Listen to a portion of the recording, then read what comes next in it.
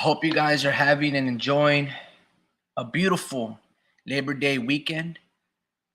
Hopefully, you guys are driving responsibly, also drinking responsibly. My mom always used to tell us, it's better to lose a second of your life than to lose your life in a second. And that holds so much weight, right? My mom, and like most moms, they have the best quotes, right? Because it comes from experience. You can work so hard for something, save up for an eternity to build whatever it is that you have. Maybe an epic home, an epic garden, an amazing car, right? A beautiful bloodline, children, right? Business, whatever the case may be. So make sure that you guys are, on your P's and Q's and just enjoying it and having a lot of fun, right? Hopefully your whole year of 2023 has been like that, right? Now, back to boxing.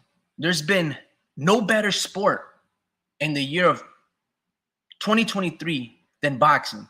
Not MMA, not basketball, hockey, tennis, NASCAR, American football, soccer, football. Boxing has been the greatest sport in 2023. The amount of fights, promotion, consistency. Boxing always has this way to shoot itself on the foot, right?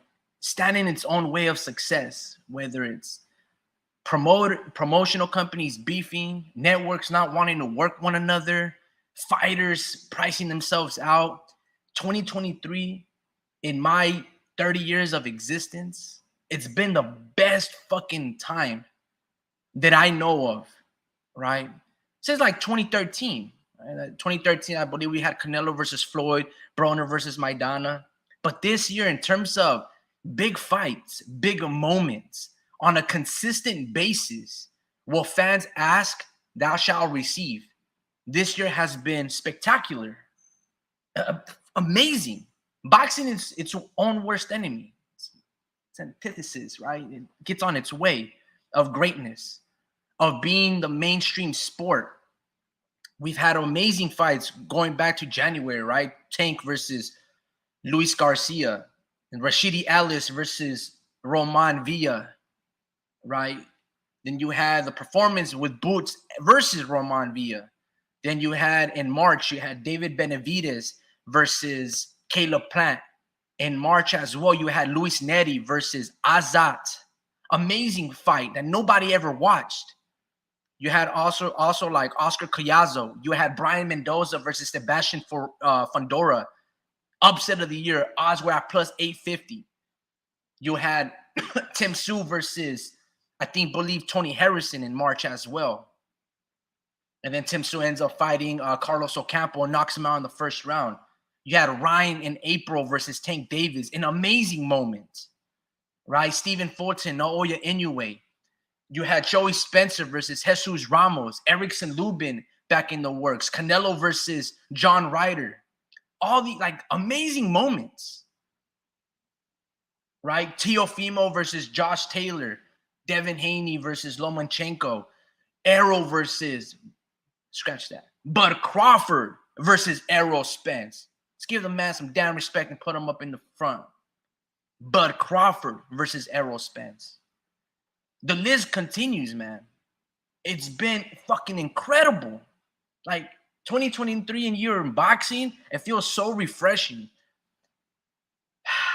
It feels good to be a boxing fan. Typically, I'm like, hey guys, just a boxing fan. No, now I'm proud of that shit. It's great. It's been consistently giving us, right? Goddamn Indian givers. It's been fantastic. But one of the things about it is, as the year has started off great, in this last quarter, can it be even greater? And I believe it can be. And it starts with, many fights, right? But I think a lot of people aren't talking about the significance and the magnitude of Jermell Charlo versus Canelo Alvarez. As great as that fight is, what might be even greater is the undercard itself. You have, probably to kick it off, right, Armando Resendiz, who just upset Jarrett Hurd, and he's fighting Elijah Garcia. Somehow Elijah Garcia at 20 years old is the favored. Put some money at the odds plus 400 on Armando Resendiz. He's going to win probably by KO. And then you have next is either Erickson Lubin versus Jesus Ramos. No, it'll probably be Mario Barrios versus Ugas. And Barrios can pull the upset, right? Ugas is a little older. He's coming back from, a broken orbital, essentially. And then you have Erickson Lubin versus Jesus Ramos, right? Erickson Lubin, ever since getting knocked out and being highly promoted by Showtime as the next American great boxer out of Florida, Jermell put an end to all that. Knocked him out in the first or second round, and he just made him spaz out, try to get up, but he couldn't. Now the tables have turned. Now he's Jermell Charlo, and he's fighting an up-and-coming 21, 22-year-old Jesus Ramos. It's amazing. That's right. _ at the gym. Hammer time. Hammer. Yeah, man. He might just win by knockout. But I will say this. I've been extremely impressed with Jesus Ramos, especially in that Joey Spencer fight. Jesus Ramos, just like some triangular boxing and matchmaking. He beat Brian Mendoza. Brian Mendoza beat Sebastian Fundora, who Fundora ended up beating Erickson Lubin, essentially made him all bumped and bruised, looking like Hellboy, Guillermo del Toro type of film. But Erickson Lubin in that fight showed a lot of toughness and a lot of grit. He even knocked down Sebastian Fundora. Hell, he might even been winning the fight. The only thing I wish he wouldn't have done is just stay there in the pocket. And I wish he would have circled a little more rather than just duking it out. It was working for him, but you can start seeing the wear and tear. But he was doing a great job chopping out the tree. I'm supporting you, bro. That's a close friend. I'm with Team Lubin. Yeah, absolutely, man. Team Lubin.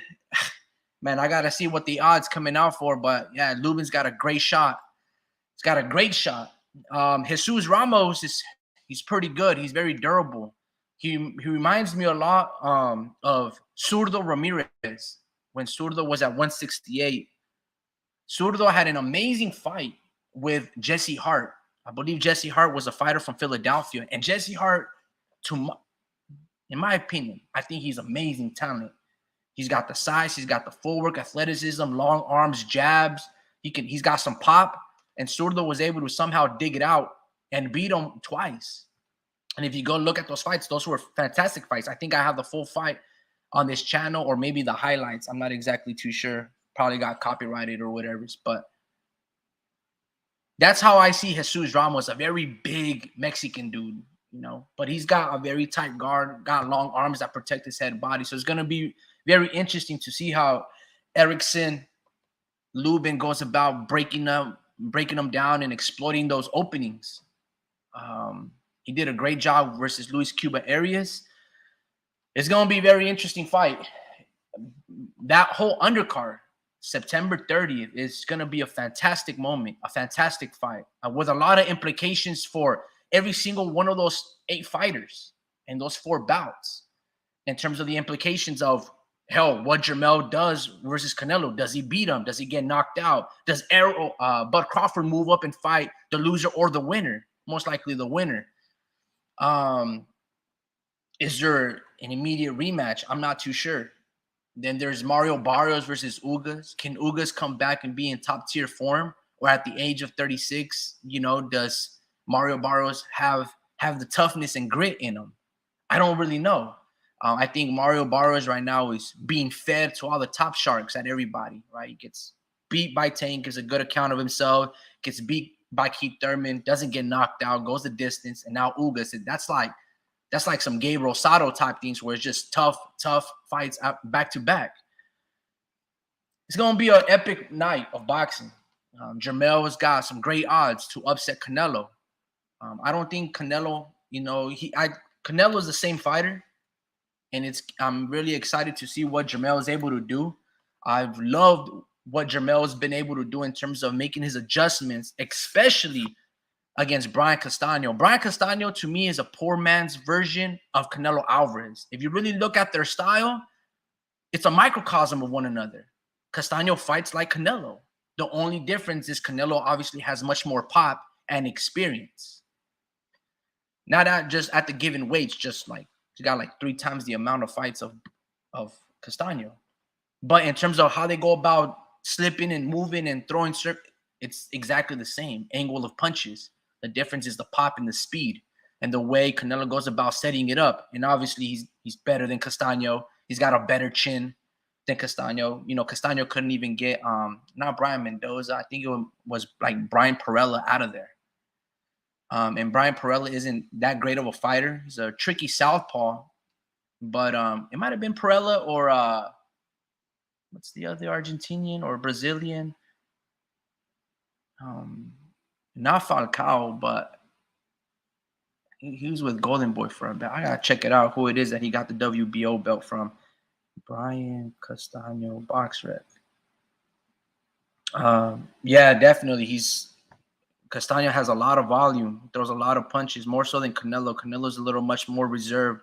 He's all about quality in Castaño, but Castaño's got fast hands. He pieces his combinations and puts them well together. It's gonna be a very interesting night. I'm curious to see what Jermell is able to do with his footwork. I know Derrick James has had a hard time in 2023. He's had a difficult time to be able to draw up the game plans on every single one of his fights, whether it's the Frank Martin one and the Errol Spence one. He also has a tough one with the Joshua. And then now he's got an even tougher one with Canelo fighting top 3 pound-for-pound fighter. So it's going to be very interesting. Hopefully the guys on the panel hop on soon because I got to do something work-related right now. Let's see. Brian Castaño. There's internet.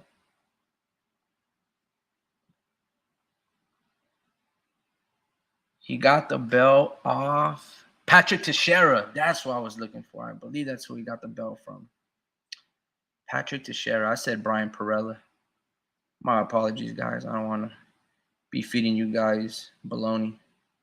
Patrick Teixeira. You couldn't get him out of there. Anyway, and you guys can say, well, Canelo couldn't get Lara, but Lara and Patrick Teixeira, you can't even equate the talent. But anyway, man, that's good. That night of September 30th is an amazing fight, a group of fights. And I hope all of those are the televised portion of the event. And yeah, man, if you guys look at the odds, I'm not too sure if you guys are betting men.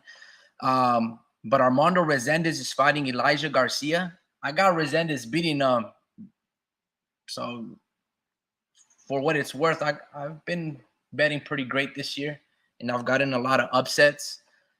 I've lost a few fights as well, I'm not gonna lie, but I believe this year I'm probably up $2,000. Which isn't too much, but if I do like $10 parlays and I strike, it's pretty solid. I lost over the weekend. I should have gone Chris Eubank, but I went Liam Smith. I did a parlay about a month ago, and I was doing very well, but Liam Smith just, I don't know what happened. He didn't really let his hands go. Bomac had a great game plan. He didn't really reinvent the wheel. He just disciplined Chris Eubank from doing that herky-jerky Roy Jones, Tyson Fury up and down defensive stance. I thought when they first fought, I thought Eubank was going to beat Liam Smith by KO. I was thinking, man, if you just go to the body and pop a lot of uppercuts, you're going to win that fight. And then he started like lifting himself. And I didn't like how he was responding to those punches. Well, in the rematch that just happened over the weekend, he made the adjustments. And the adjustments was, bro, just go back to fighting your old way. Don't try to imitate Roy Jones. Just fight traditional. You got the size, you got the combination punching, you got the power. You will beat Liam Smith. Just do everything you didn't do in the first fight, what you're supposed to do. And that's essentially what he did. Liam Smith couldn't get nothing off. I don't know if Liam Smith was hurt. I don't know what it was, but he just didn't want to punch in between. He didn't want to exchange punches. It's a very interesting phenomenon, I suppose. If I know I can hurt you and I've already beaten you once, let alone by KO, I'm going to do everything that I can to punch with you because I know that I'm better than you. So with that being said, I don't understand why Chris Eubank or Liam Smith didn't let his hands go.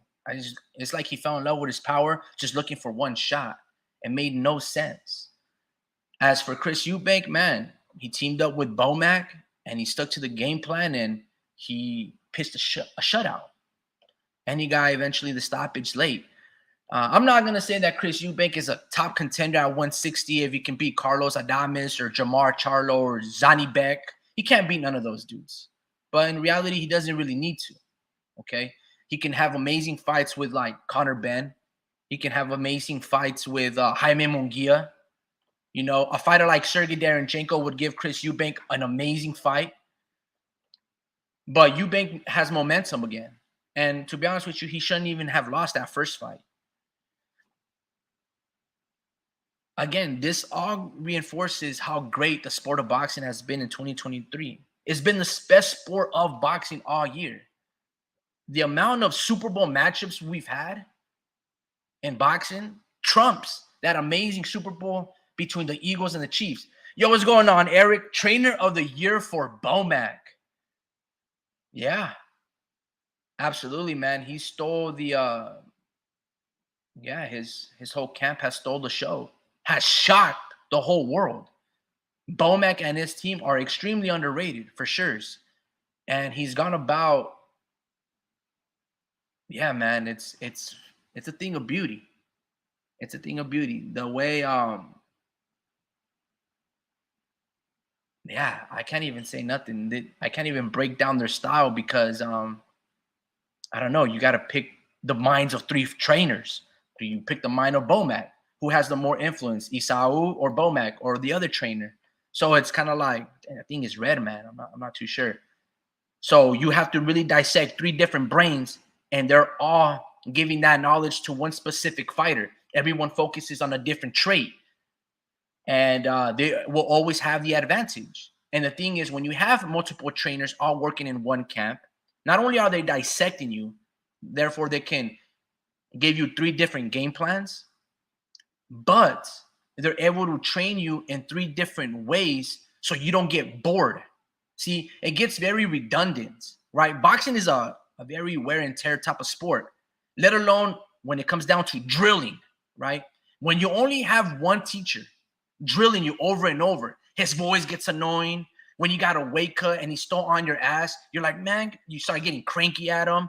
When you have three fresh new faces, fresh new tones of voice, giving you different directions, right?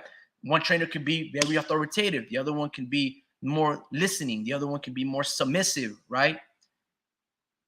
You're not going to get bored of a long training camp because you can kick it with 3-4 different people and learn the same or different type of instruction. And I think that's something that like I look at it like this. When Oscar the Lawyer was boxing, he had multiple trainers. He had Freddie Roach as a trainer. He had Floyd Mayweather Sr. He probably had Ronnie Shields at one point, Abel Sanchez. He had multiple trainers throughout his like 20-year career. And when you have multiple trainers like that, again, everyone focuses on a different thing. One trainer might be more defense oriented, the other one offensively, the other one counterpunching, the other one off footwork. That's one of the advantages that Terrence Crawford camp has over everybody else. It's actually so again, when you come down to trying to break the style of Bud Crawford, good luck, because you got to try to break the style of those three head trainers, right? That probably share the equal amount of responsibility when it comes down to cultivating their fighters in camp. That's why Keyshawn Davis trains with them, as well as Shakur.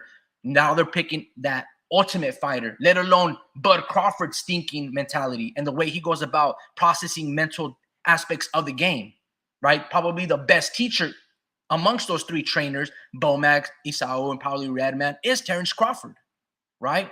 Especially now the fact that he's opening up and you're starting to learn all these things about Crawford and how he's much more accessible, right, to giving you this knowledge and game. Yeah, Shakur and Keyshawn, man, they're gonna.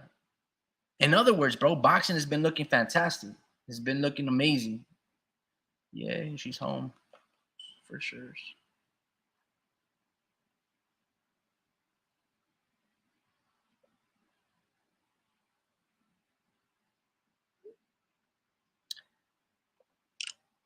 My bad. My bad, guys. It's just my girl's letting me know that she's home from work.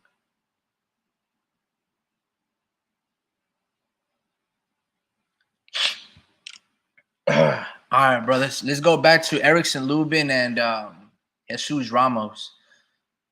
When it comes down to experience, Erickson Lubin has that advantage because he's been through the ringer. Not only does he have more fights, I believe he's got more fights. In terms of what he's experienced, like he's experienced losses. He's experienced the flash KO, right, that he served, that he got from Jermell Charlo. He has experienced a tough fight with Sebastian Fundora where he came up short. So he's showing you every aspect that you've been or you need to see from a fighter. And for him to continue the sport of boxing at the high level, you can bank on Erickson Lubin to pull the upset. Conversely, on Jesus Ramos, he's been essentially dominating every single fight and every single fighter that he's come across, right? I thought Joey Spencer, I'm not going to lie, I believe I put money on Joey Spencer. And Jesus Ramos, essentially, it was like a grown man fighting a boy. Joey Spencer did not want to open up, whether it was Jesus Ramos punching a lot or punching harder. Joey Spencer just not only looked outclassed, he just looked like he didn't belong in terms of, again, it's like a grown man fighting a little boy. Joey Spencer was like Julio Cesar Chavez when he fought Canelo.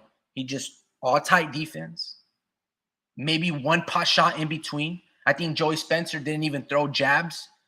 I think at one point he was just throwing some hellacious uppercuts where he was barely missing. And it was going to graze Jesus Ramos, but Jesus Ramos with them long arms was able to catch and block relatively well. And he kept it simple, all predicated upon the jab. Erickson Lubin, going back to Lubin, he's going to have the speed. I don't know if he's going to have the muscle over Jesus Ramos, but in terms of what I've seen, he's got more grit. Lubin's got more grit than Jesus Ramos. It's going to be very interesting, man. Again, I think all these fights are 50-50. And that undercard of September 30th, I think it's 50-50, at least on paper, right? I mean, everybody might favor Canelo Alvarez, but I think Jermell Charlo is better than Caleb Plant, Billy Joe Saunders, and Callum Smith. He might not be as big as those dudes. Granted, Callum Smith is 6'4", but on a skill level, footwork, and IQ, let alone accomplishments, Jermell's better than all them cats that Canelo's fought at 168. He just might not be tougher than John Ryder, right? So it's going to give Canelo a good run for his money. Same thing with Ugas and Mario Barrios. Ugas in everything has the advantage except in youth. And when you look at Erickson Lubin and Jesus Ramos, Lubin essentially has all the advantages except youth, right? But he's got experience, probably has size because he's been in that division longer. Even though Jesus Ramos is like 5'11", I think Lubin's like 5'9", 5'10". Lubin's got everything going for him, right? Just going back to down memory lane. For those that don't know about Erickson Lubin, when he was coming up in the amateur circuit, he was amazing. Top talent. Olympian alternate, probably representing Team USA. So he had a lot of momentum. Showtime signed him. They were giving him all access deals, pushing him towards the forefront like he was going to beat and upset Jermell Charlo, right? But also there was like sparring videos that were being leaked off and or leaked, I should say, when he was knocking out or knocking down Edgar Berlanga. For those that don't know Edgar Berlanga or do know him, right? He's a big 168-pounder Puerto Rican out of New York. And Lubin was tagging him, dropped him multiple times. So all this was great promotion for Lubin. And again, just because Jermell hit him with an uppercut where Lubin ducked down and you see the punch coming so he couldn't defend himself, got clocked right on the kisser, contorted his neck and his neck gave out on him and his legs and he was spazzed out. But anyway, kind of like a little seizure type of thing. It was pretty scary, actually. Hadn't seen something like that in a good minute. But from then, Lubin has rejuvenated his career and he's hungry. And again, once you get that once you get your first taste of defeat, that's where like the real dog comes out in you. And it's been incredible to see the career of Erickson Lubin because a lot of people ain't really talking about this dude. But this dude, like his contemporaries that, he grew up in the amateurs, and they've taken an L. Lubin's back on top. And it starts with this fight in 2-3 weeks. Once he gets Jesus Ramos, he'll probably get Tim Tszyu. And as you guys know, Tim Tszyu is fighting Brian Mendoza, who knocked out Sebastian Fundora. And Tim Tszyu, man, he's been looking really good, really composed, and very confident, right? It's very interesting to see if Tim Tszyu is able to dominate the 154 division. Because if he goes through Brian Mendoza, which I expect him to on a tough fight, what people thought Carlos Ocampo was going to give Tim Tszyu work, that's what Brian Mendoza is actually going to do. All right. And for those that know Carlos Ocampo, he's not even that good of a fighter. But somehow he was able to give Sebastian Fundora a really good fight. But Brian Mendoza, he's going to give Tim Tszyu a good fight. But, Tim should win that fight. Speed says, I will hop on the live in a few minutes if I am invited. Yeah, bro, I sent you guys a link like 3-4 times. Like, I'm about to hop out because I kind of felt everything that I needed to say. The topic had to be very short. I don't really have to be too much elaborative and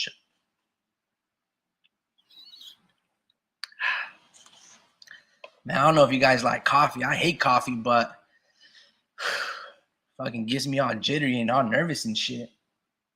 Anyway, yeah, Bomac and his team are the most underrated group of coaches in the sport of boxing.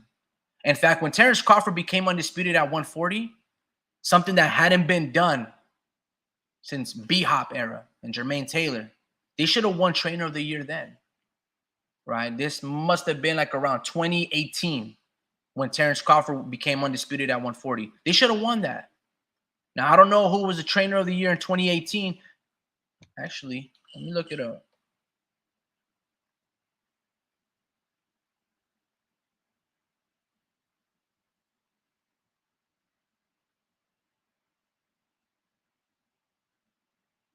Oh, they gave it to Lomachenko's father.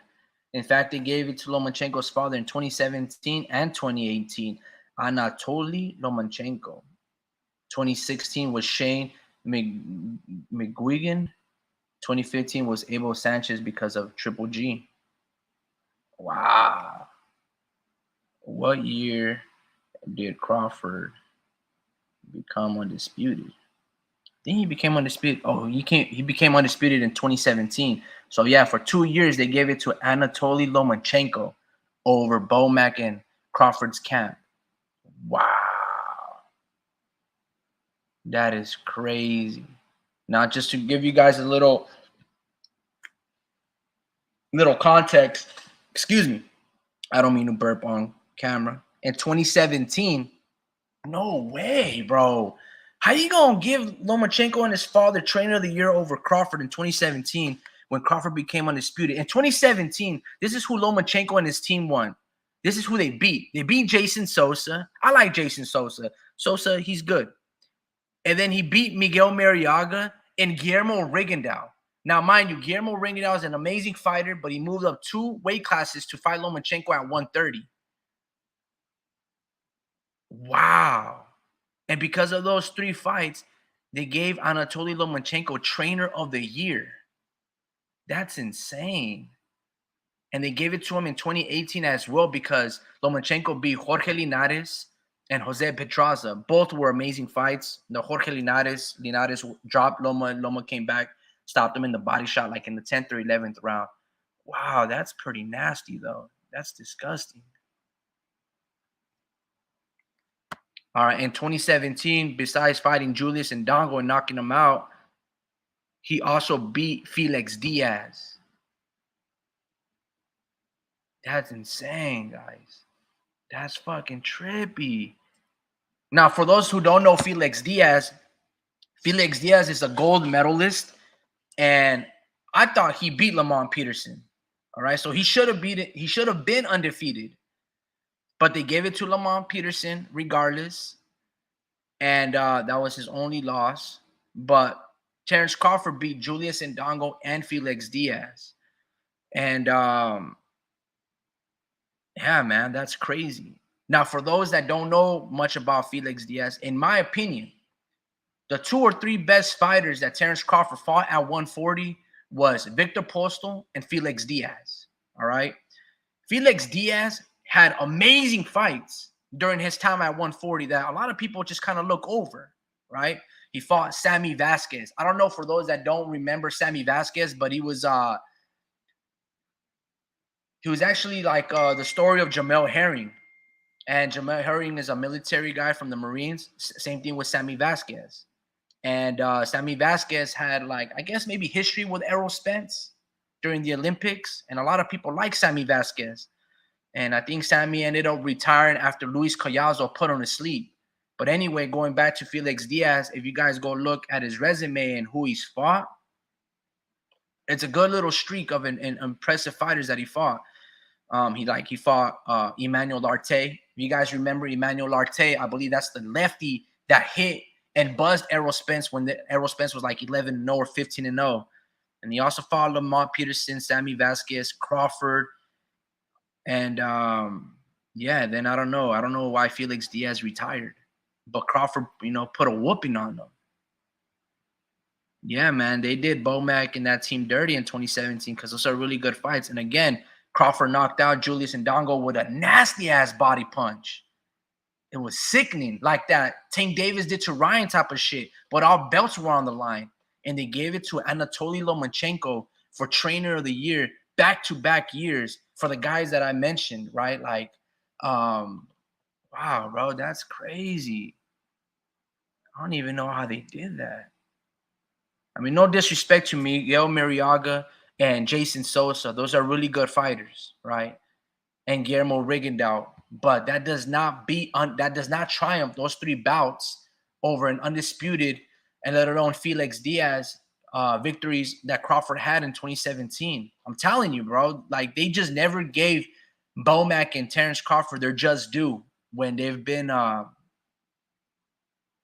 yeah, that's fucking insane, man. Wow, that's shocking. That is shocking, man. Going back to the third topic of the day, right? Chris Eubank Jr. and I wouldn't call it an upset. I would call it a get back because he wasn't supposed to lose that first bout. The first time out anyway. Conor Benn. Do you guys want to see that fight? All right. And where does Eubank go from here? Does he have a lot of options? Because I named fights like, Zhani Beck, Akhmaduliev, but I think he's fighting a unification bout for the IBF. There's Carlos Adames, who's essentially the real champion at 160, the middleweight. But somehow Jamal Charlo holds on to the belt. Speed says, send me the link. Yeah. The old one isn't working. All righty. Let me try. There was times, right, for those that don't know a little bit about Chris Eubank, he was supposed to fight Triple G, right? There was so much momentum of Chris Eubank for fighting Triple G. There was a big push. All right, let me know if that link works. And Chris Eubank's father pulled his son out, right? Now, for those that don't follow Chris Eubank, he has a very, he's got an amazing father, in my opinion, and he's got a great tone.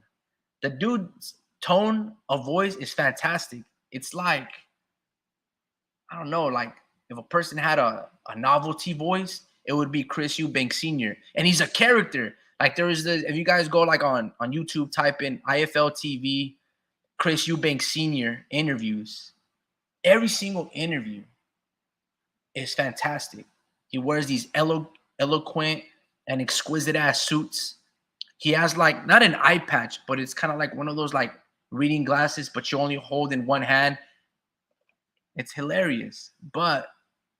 And he speaks in such eloquence where he minimizes his words and says the correct shit all the time. Anyway, his father had a lot of network ties. And he brought his son through all these network deals. And basically, they were what Bill Haney is to Devin Haney. That's what Chris Eubank Sr. was to Jr. He gave him everything in terms of the networks and all these deals. And a lot of people didn't like that, right? Especially like the Eddie Hearns, right?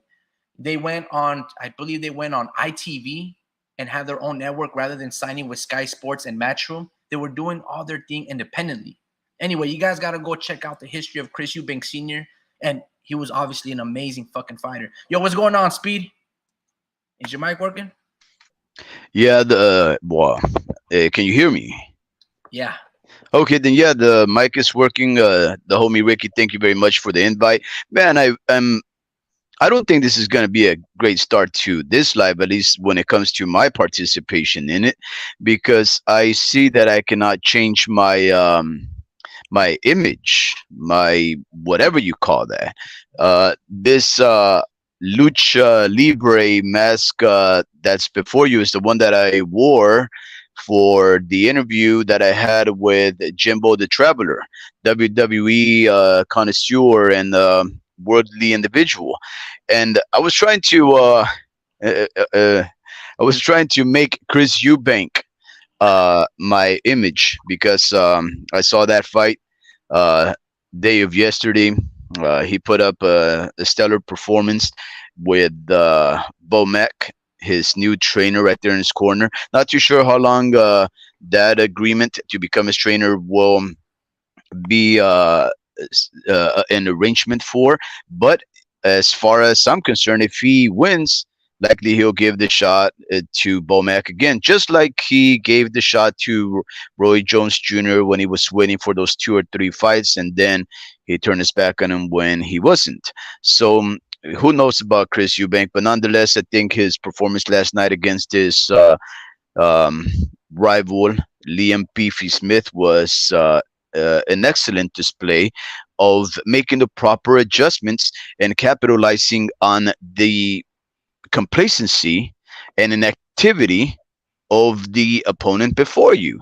Because, look, I believe that when the first fight took place, I believe that Chris Eubank should have been able to perform better, right? I mean, he looked very complacent and very dismissive of his opponent at the build-up. He was being too cavalier. I think you and I have already discussed this in the prior. Maybe we discussed it in real life. I believe is what we did. Um, and with that kind of an attitude, uh, if that's the attitude that you carry yourself with during the buildup of likely the biggest fight you've ever had, especially in recent years, then you either emit uh, a sense of being completely confident or complete arrogance. And it showed that night that it was complete arrogance and not confidence. That's why he got blown away in the first outing. Yesterday's fight, that's the kind of Chris Eubank that I expected to see at the first fight, just off of the fact that he's a bigger, rangier fighter that's been up there with good names, had a few good names in his past. But I also did not discount Liam Smith as a competitor because we also know the kind of competitions he's faced and how he's fared in each of them. He's always given himself a good account, and he's shown the world that he can compete. And well, I don't think he was ready for the adjustments that Chris Eubanks likely made under the tutelage of Bomac. But I'm happy for the guy. What can I say? I think if he fights and trains earnestly as well that I think he did for this fight, then likely he'll have a lot of good outings for the next few fights. And the world is his oyster. Whatever he wants to do, he can do it because now he has probably the hottest trainer in boxing right now. So yeah, it was pretty good outing yesterday. That was pretty cool. Yeah, I agree. No, he looked like I said earlier. Bomac and his team, they didn't reinvent the wheel with Eubank Jr. Right? They already knew that Jr. is a hard worker, that he throws a lot of punches, that he's explosive, got amazing hand speed, right? But he could be like a defensive liability. Like he could get beat by a jab, like he showed against George Groves. Now, mind you, this is at 168 rather than at 160. I believe that's where he fought Liam Smith, unless it was at a catchweight. I'm not too sure. So they didn't really reinvent the wheel, right? They just like kept it simple. Everything's behind this jab. Pop this jab, fight in your distance. If Liam gets too close, throw some combinations, throw that uppercut, right? Get off the ropes. And then if in doubt, clinch. If you feel like you might get blitzed or whatever the case may be, just. But I was very shocked more so with Liam Smith, right? Because again, this is a man who's fought Canelo Alvarez, gave Canelo good work at 154, and he also fought Jaime Munguia and gave Jaime Munguia good work back in 2018, 2016, 2017, sometime around the year. So I've known Liam Smith to be very durable, and he has a very tight guard, very tight defense, and a little bit of a head swivel, but he throws in between punches. Like he's not afraid to bang out with you. Last night, he was afraid to go toe to toe or exchange with a man that he's already knocked out. So that's where I was a little shocked. I was like, bro, I know you have good inside game. Fight off the clinch.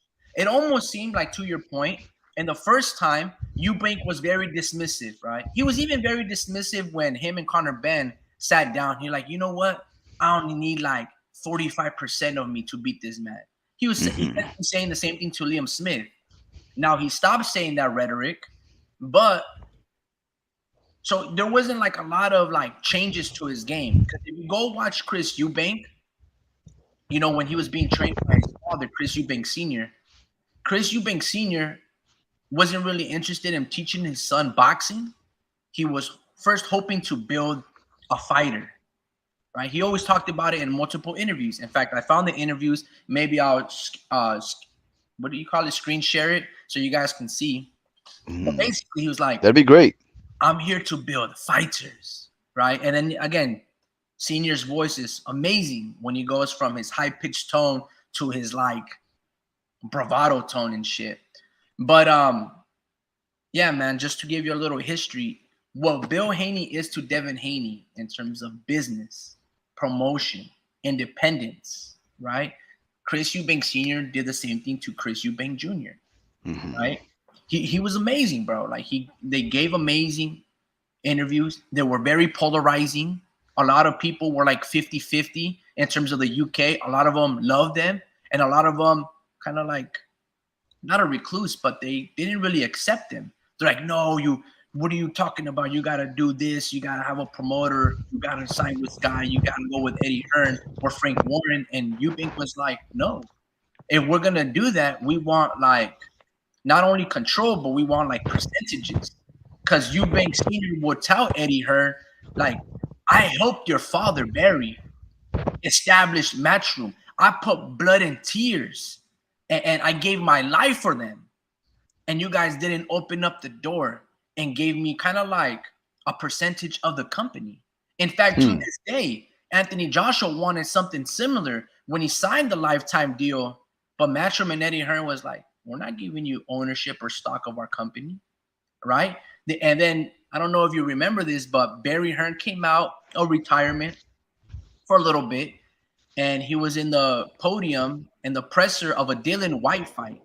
And I believe you remember like the rhetoric. It was like boxers. I think he made like a slavery to boxers connection. How the if I'm not mistaken, does that sound correct, or was it a different comparison? No, I think there was some kind of a comparison to how, well, you know, I think, yeah, that big controversy where they were saying that Barry Hearn was hinting at some racism, that basically he was insinuating that fighters, especially boxers that fight for any promotions, is really tantamount to slavery, because I think there may have been, you know, boxing may have started during the slavery years, with blacks under esclavitude being made to fight. I think maybe there was something to that effect, but I think it was taken out of context. Nonetheless, people are left with that negative impression about Hearn and about the elder Hearn, which initially they started to pass along to Edward Hearn, if I'm not mistaken. But I really didn't follow that controversy too much because I really did sense that there was some contextual information that wasn't relayed when it was making the rounds. But we more knowledgeable boxing fans and especially the historians know that boxing did start off during periods of epochs and eras when men were made to fight other men. But yeah, I don't remember exactly. It was really unimportant, at least to me, because whatever he said is not going to affect the company one way or another, because what will affect the company is whether or not they make good fights.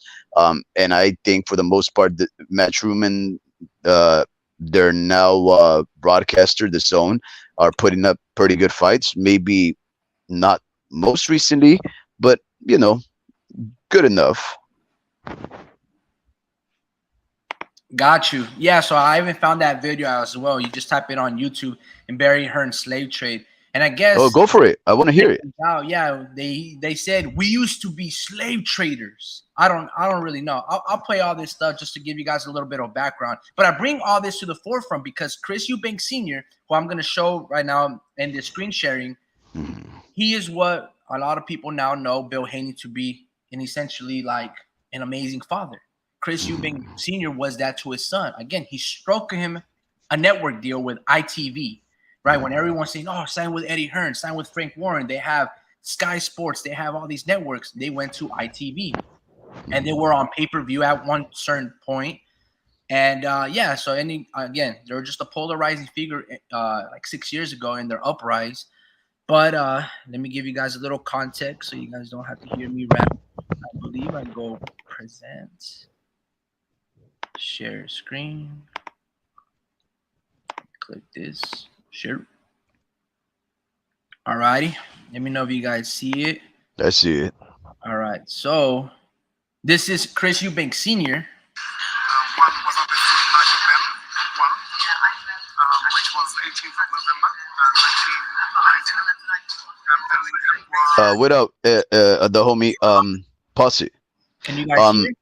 Yeah, we could hear it. So let me see. Is there a way to besides screen share? Can you share their audio? I believe if you place, are you using your audio to broadcast what you hear there? Yeah. Why? Is there like a nasty ass echo? Well, it just sounds distant, not an All right, echo. let me try this real quick. I'm gonna mute myself and then share that. Okay.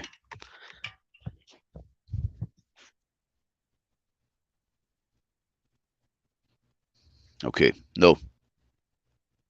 Yeah, that don't work. Yeah, no, the homie. Just get the mic closer to it so we can hear him.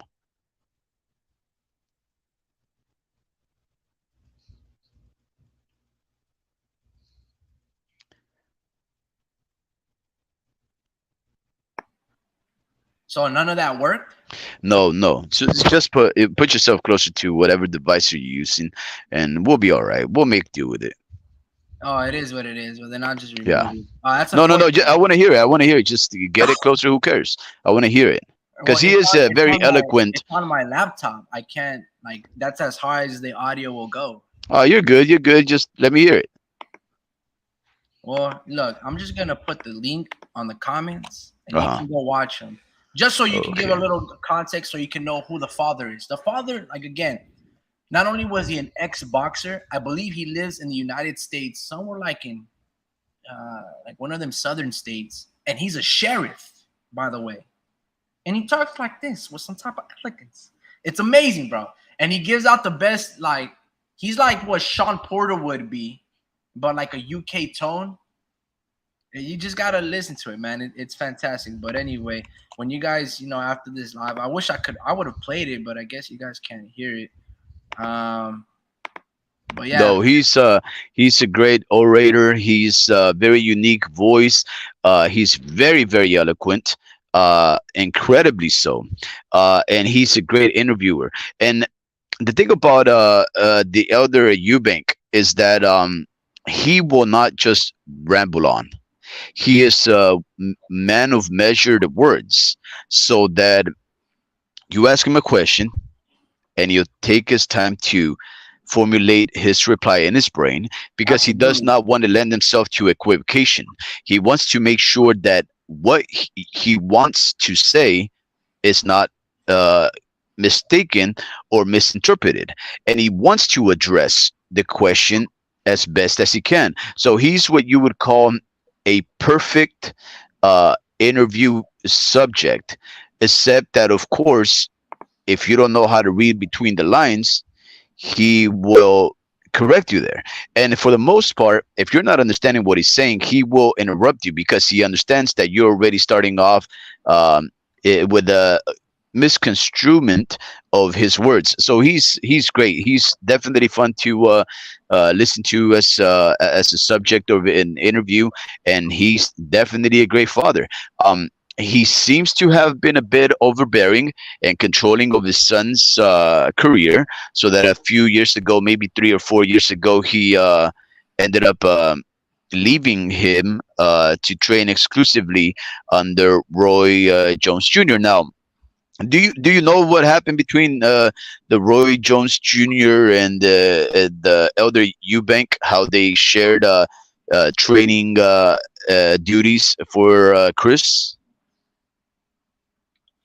I don't know exactly what happened, but they probably parted ways because his style wasn't effective. In terms of Chris Eubank, I thought like Chris Eubank was regressing under Roy Jones.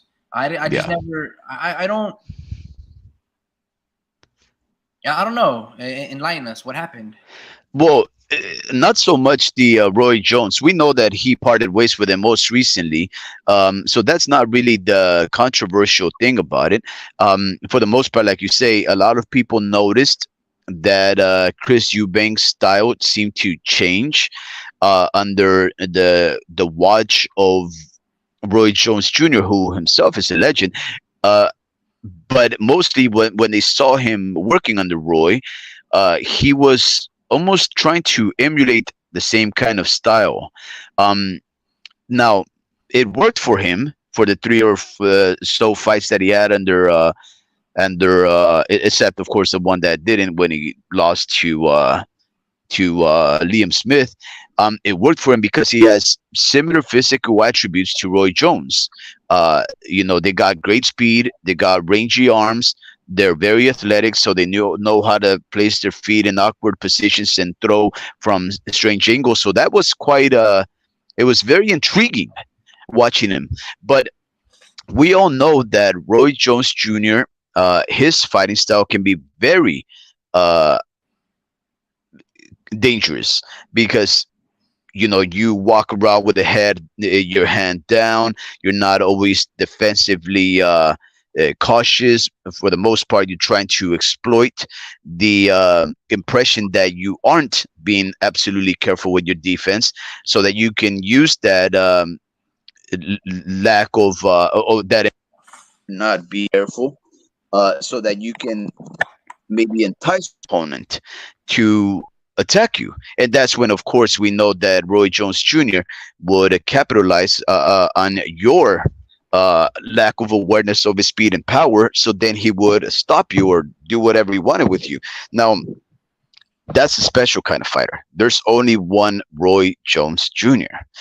Uh, Chris Eubank, as good as he looked trying to imitate that style, well, it caught up to him. And I think, I'm not too sure, but I know that Roy Jones Jr. was a very brash, casual, and even cavalier fighter in the ring, and maybe even in real life. So if you try to take up after an idol, like let's say Roy Jones Jr., you're not only going to try and take up his style, obviously, because that's the thing that distinguishes him the most between him and the next fighter, but also his attitude. Because the attitude is also one of the things that you must carry if you want to be successful like him. And that's the thing, though. I'm not saying that Chris Eubank has never been cavalier and dismissive. I think he has been for the most part, just due to the fact that he knows he comes from great stock. His father was a great fighter, very accomplished. I think he almost killed a man or left him slightly retarded. I think that was who was that? No. That was his nemesis and now friend, the elder Ben, that may have left somebody handicapped. Nonetheless, he looked all right under Royce Jones until he didn't, and now he switched trainers. But even prior to that, the homie Ricky, he had his dad in the corner working with Roy Jones, and then the prior trainer even before that one, uh, uh, Chris Eubank Senior, uh, was always involved in the life of Chris, and he would speak for him at times. They would go together as a team to interviews, and the elder Eubank would speak for him, almost like his Barker, almost like his consigliere. Now, it seemed to work because he was doing right by his son. He was defending them. He was saying the right things, and of course, he's this great speaker. Whereby Chris is not like he lacks persona. He's actually quite charismatic, but I mean, you still have to show respect to your father. When your father wants to speak up and take over, you're gonna let him. Because if you don't, in front of the media, you're gonna seem like you know this disgraceful brat. Nonetheless, it got to the point where people were asking Chris to be his own man, and I think that pressure of trying to become his own man started to separate him from that attention of his son, of his father, and he wanted to become an exclusive man. And this is the result of it. We're now seeing a fighter that has switched trainers about 3 times so far, and he doesn't have his father in his corner for that and for another reason, which is that his brother passed away about a year and a half ago, and I don't know if we can expect Chris Eubank to be this dominant force once again at 160 odd, because we don't know if he fought at the catch weight, but it looked very good that he fought like this under his new trainer. So maybe it's a good fit. Got you. I was going to say, do you think, because I'm looking at BoxRec, and they have Chris Eubank number 2 at the middleweight division. Do you think under Bomac, do you think Chris Eubank will be a champion? Now, just to give you a recollection, who the current champions are right now in the middleweight division. First and foremost, rated at number 7, according to BoxRec, Zanibek Ali Alim Kanuli. He's a champion. Kind of like, yeah. Then you have a guy who's not even in the top 10 because he's been inactive for 2 years. Somehow Jamal Charlo still holds on to the WBC belt. But Ridiculous. the interim belt holder right now, who should be, promoted to full-time champion, should be Carlos Adames. Right? Adames, yeah. And he's looking scary. He's with Ronnie Shields. He's very aggressive, very crafty, slick, southpaw orthodox, athletic, and strong as hell, right? Mm-hmm. So that's who the that's who the champions are essentially at middleweight. The other 2 belts are vacated, and Zanibek is going to be fighting another man for essentially, a vacated belt. I believe it's going to be the IBF belt, and I believe that fight is in purse bid. I don't think it's been announced, or they actually, I might be wrong. I might have been announced, and it's already going on in Texas. But anyway, the WBO champion is Zanibek Alim Kanuli. The IBF belt holder is Vincenzo Gualtieri. I think that's a unification. That's the unification bout right there. I believe it's happening in Texas. WBA Erislandy Lara. Again, Wow. These guys have the belt because Triple G vacated it. and then Wow. WBC is Jamal Charlo. So essentially, there's 3 vacated belts at middleweight division, right? Wow. And then you have Carlos Adames is a WBC interim champ. So I ask you, knowing what you know now about those 4 champions, do you think that Chris Eubank under Bomac can be a champion at middleweight? Because Eubank's never been a champion ever. Never. You think this is his opportunity now to shine at the age of 33 and coming off a Liam Smith performance? Well, the one thing about that division is that not a lot of fights are being made.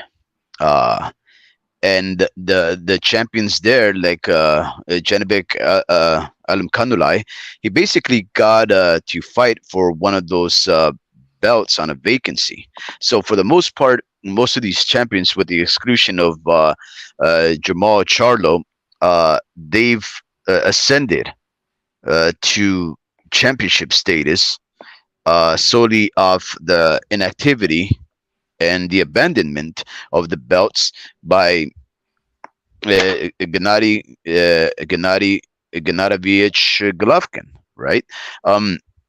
Which, look, I'm okay if belts go vacant, because the way that I see it is, as soon as they do, that means top 1 or top 2 or whoever wants to dare to be great will have an opportunity to fight for those belts. I love when people fight for belts, right? So I don't mind it. Now, Janibek Alimkhanulai, he was being built as Triple G's successor. They're from the same region of the world. He's an Olympian, if I'm not mistaken, a knockout artist also. But in the last fight that he had, he didn't look too good. That was, of course, his most heavily promoted fight. Well, I think he knocked him out in 2, 3, 4 rounds. Then it's probably, am I referring to that fight or the one before? Because there was one where he did not look as good. Can you go through his box rec to see if, or because I'm pretty sure he didn't look stellar in one of the most recent fights. Maybe the one that you're referring to, which I probably did watch, but I'm forgetting, was a dominant one. But I know that in one of those fights, he did not look as good as he should have. The last fight, I went to it live. It was over there like in Stockton or something. And he knocked out Stephen Butler in 2 rounds. I believe Stephen Butler is a Canadian. And he knocked him out in 2 rounds. I did a nasty-ass uppercut and then was able to finish off the show. Before then, you are correct. He fought a guy named Denzel Bentley, and they went 12 rounds. And Bentley gave him a good account of himself. Yeah. And I don't know if Bentley has fought in since, but actually he has. And he fought a guy named Kieron Smith and knocked him out in the first round. But going back to Denzel Bentley, that was the fight that you probably saw that Zani Beck didn't look as dominant. But here's the thing. Going back to these fighters, right? So it looks like they're trying to make the guy through unification, right? Zani Beck. So they're trying to make him at least the guy at the weight division because he holds on 2 of the belts. Even 2 though belts, the IBF, it's essentially a vacated title. Mm-hmm. If Chris Eubank wanted to take that fight, do you think Chris Eubank, what you saw last night under Bomac, do you think he would be able to beat Zani Beck right now? If we see Janibek Alimkhanulai, who fought Denzel Bentley, and knowing that Chris Eubank has just barely came back from a dominant exposition of himself, and has good experience, much more experience than Janibek. Yeah, you can say that he has some favorable odds, but the thing is this: Alimkhanulai, right? He's the tricky. He's a southpaw, and the one thing that I guess whenever you think about a southpaw, is you really have to look into when was the last fight that the fighter who's taken on the southpaw has had with the southpaw to prepare him for that. Now, we don't really have to think too much about that when it comes to the matter of Chris Eubank, because now he has 2 southpaws, right? That he has access to. He has Shakur Stevens, on the one hand. So if he wants to have a couple of rounds with a younger, faster, lighter fighter, okay, he has access to that. If he wants to take on a heavier puncher, who has amassed some great accomplishments in his career, then he has access to Terence Crawford. So if you have access to those types of fighters, that caliber of skill set, and then you put him up against a newcomer southpaw that is powerful though, but you yourself have just demonstrated that you are powerful yourself. Yeah, I think Chris Eubanks would be the favorite. I'm not gonna lie to you. I gotta cut you off right there. I don't think Chris Eubank stands a chance Wow. because he hasn't fought a southpaw since James DeGale. Okay, and that was at 168. This was back in 2019, 2018, sometime around there. Okay, and then to your point, he not even supposed to be having a rematch with Liam Smith. Yeah, they should never have had that. But Liam Smith is not a middleweight. All right, he's a 154 pounder that can no longer make 154. Mind you, at 168, I believe Liam Smith's first fight at 160, or it might have been at 154, was Jesse Vargas. Okay, he fought Jesse Vargas, and I think Liam Smith moved up to fight Chris Eubank up at middleweight. And as you saw in the first fight, like this second one, he's very small. Eubank just had a wrong style and a game plan. He was trying to fight and look like Roy Jones, very flashy, very athletic. And when he was up against the ropes, he had a goofy moment because it's like, bro, you're not supposed to be getting hit with those type of punches. All right, Liam Smith is not that type of fighter to be hitting you and knocking you out unconscious, making you do, the stinky leg from one end of the rope to the other. That's not Liam Smith. He's never been that guy. And all of a sudden, he's that guy against you. So going back to this, he's not even supposed to be having a rematch against Liam Smith. The first fight was supposed to look how this second fight was. They're supposed to do like a tune-up, and hopefully Conor Benn gets cleared up, and you're supposed to fight him. In fact, had Conor Benn fought Eubank and Eubank fought at 158 before Conor Benn tested positive, maybe Eubank cutting off all that weight, maybe Conor Benn makes him look like that. Like how Liam had a Eubank in the first match. Confused, disoriented, and lights out because he's fighting at and making a weight he's never made before, ever. All right, Eubank has always been a middleweight fighter. Now going back to Zanibek. Zani is really good. Now, yeah, he's good. Like most fighters, anybody can get defeated, but Eubank isn't the guy to do that. So I don't believe that Eubank will ever fight Zanibek because Eubank has never fought in a champion. Maybe Billy Joe Saunders, but at the time when they fought, I think they were both up and coming rising stars. They were probably like 17-0. So I don't think Billy Joe had been a champion yet. But to that point, I don't think Eubank has ever fought a champion. Maybe in the World Boxing Super Series, maybe there was belts on the line. I don't know if Callum Smith had both of the titles or maybe George Groves had one.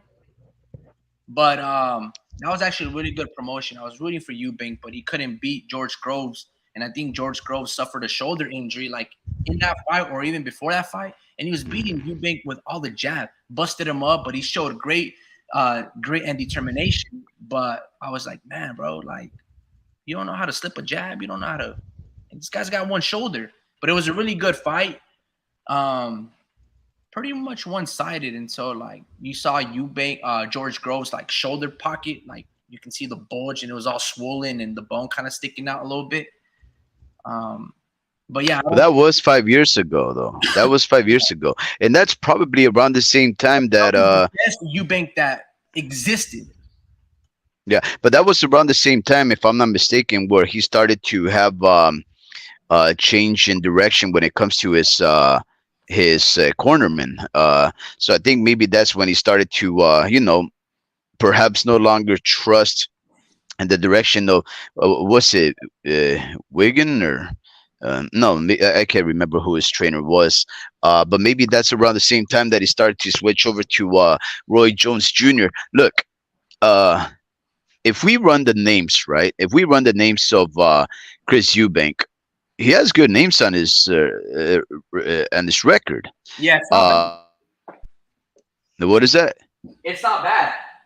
Yeah, it's not bad. I mean, he had Matvey Korobov, who most people think he may have beaten the bigger Charlo, right?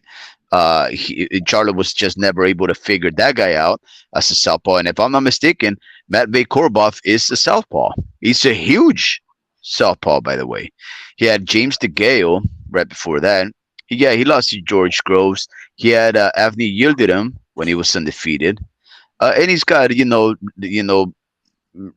older experienced gentlemen, accomplished gentlemen like Arthur Abrams, and Nick Blackwell, Gary O'Sullivan. um all that I'm saying is that he does have experience fighting men that are southpaw, men that perhaps have at once fought for the championship or have been champions, but just didn't get the belt, like Matt Korobov, right? He should have gotten the belt when he fought Jermell Charlo, in my opinion, because I think he beat Jermall. Nonetheless, I would not discount a Chris Eubank, especially now with the hottest trainer in the game, with two of the toughest southpaws in the game, Stevenson and Crawford. So if you don't think that Stevenson and Crawford would bring any kind of preparation for a fighter the likes of Janibek, well, what we can tell you is that Chris Eubank now does have that access to those type of fighters, and he can go 12 rounds with good accomplished gentlemen.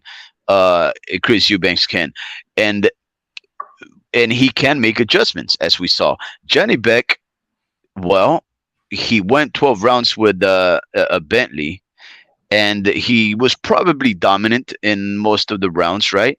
But he never could take him out, and I'm not sure he even dropped him once. So uh, sometimes the inexperience will show on the younger fighter. And I think maybe that was one of those instances where his lack of competitive experience showed up.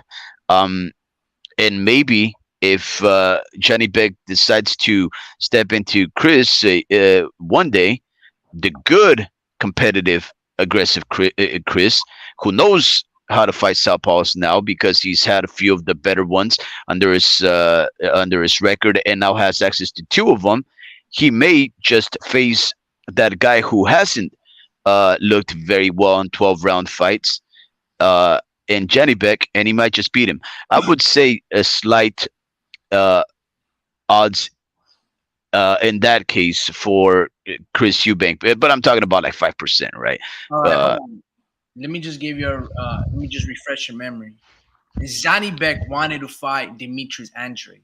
In fact, Zani Beck has a lot of similarities to Demetrius Andrade in terms of how they fight and when they shoot their punches from the hip.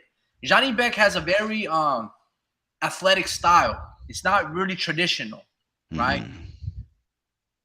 Kind of like Demetrius Andrade. It's very athletic, very flashy. They have relatively long ass arms, and their best punch, Andrade and Johnny Beck, is their uppercuts. That slip uppercut, and boom, they clock and they connect.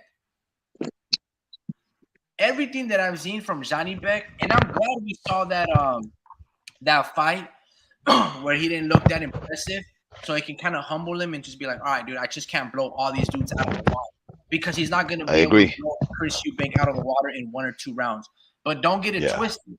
Kind of like how Zani Beck didn't look quote unquote human against that fighter in his previous fight.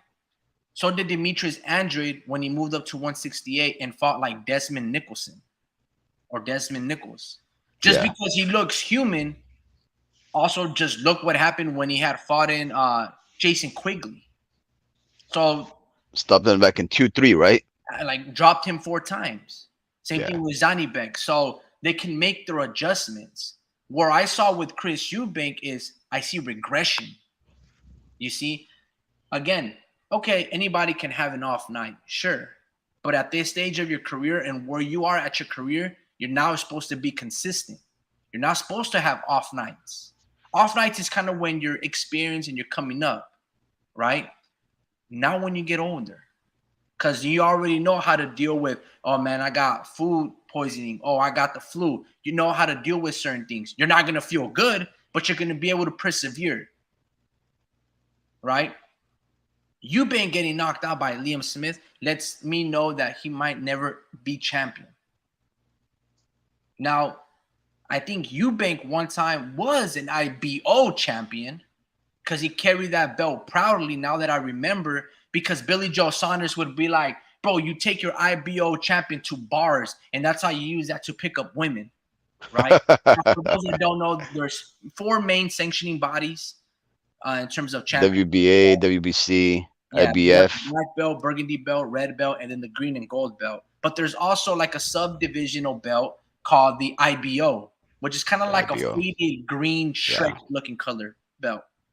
And some fighters have won belts become that way. Anthony Joshua had that belt. I think even Gennady Golovkin had the IBO, and so did Chris Eubank and fellow others. But a lot of people really don't go that route,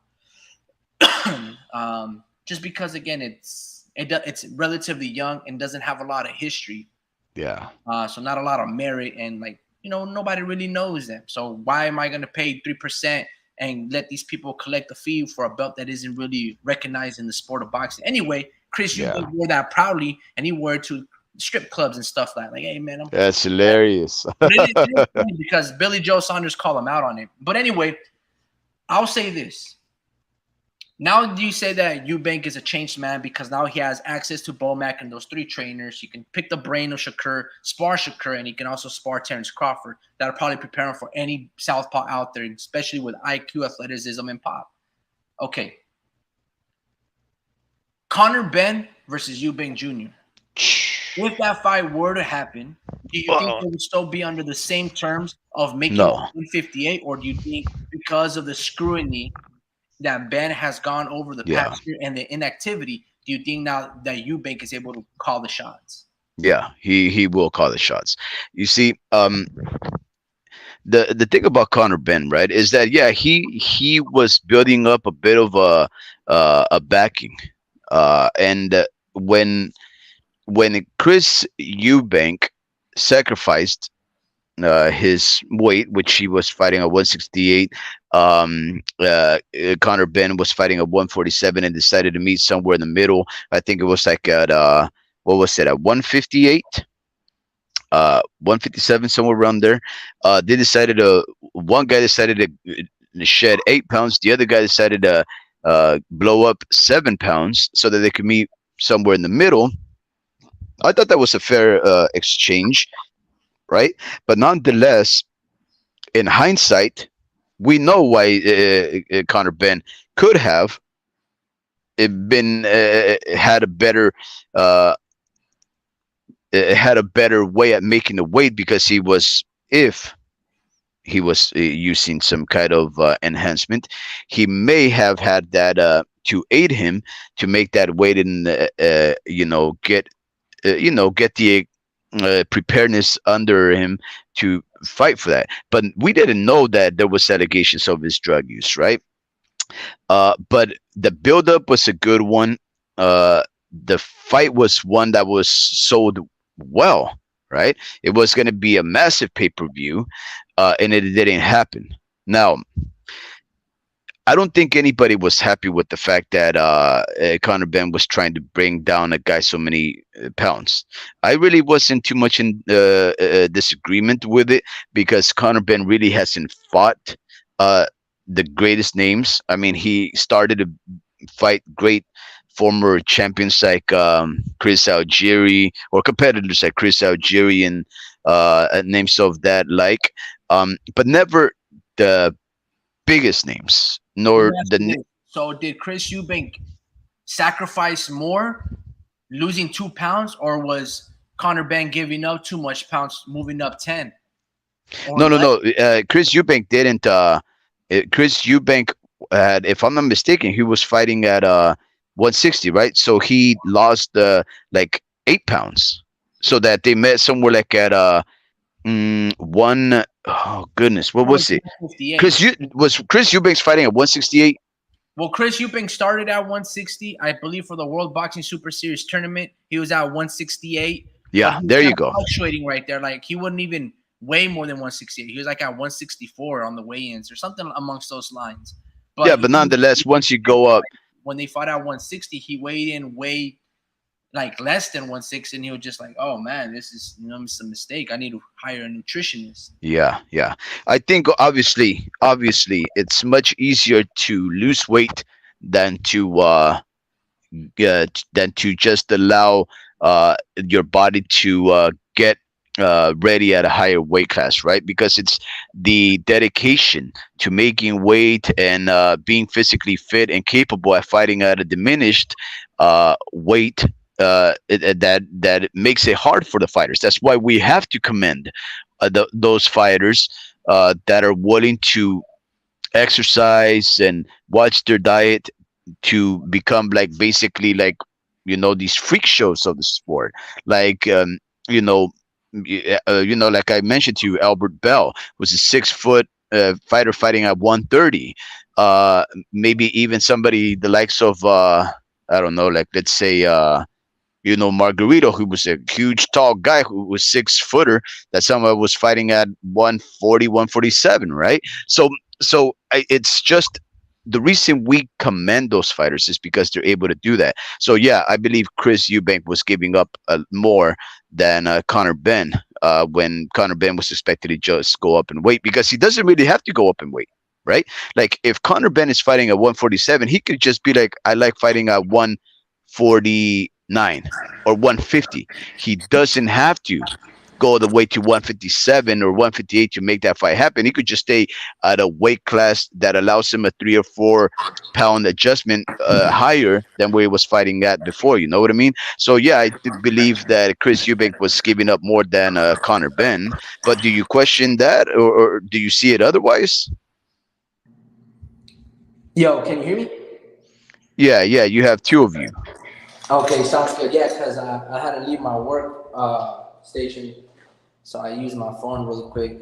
Give me a second. Give me a second.